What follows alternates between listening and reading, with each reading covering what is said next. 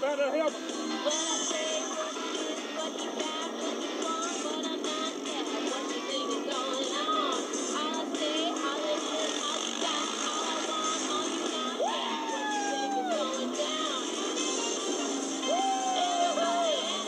I guess we don't have to mow the grass now.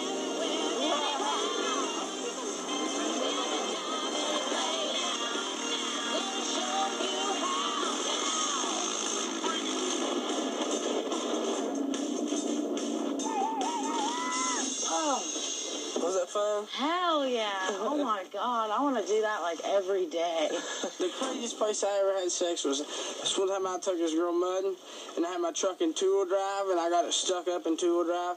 And I was like, oh, we're stuck now, so now we got to wait for somebody to come pick us up. She's like, well, what are we going to do? I said, well, let's get it on. And then I got done having sex with her. I locked it in four-wheel drive, pulled right out of the mud hole, took her back home, and that's the last I seen of her. Hey, how's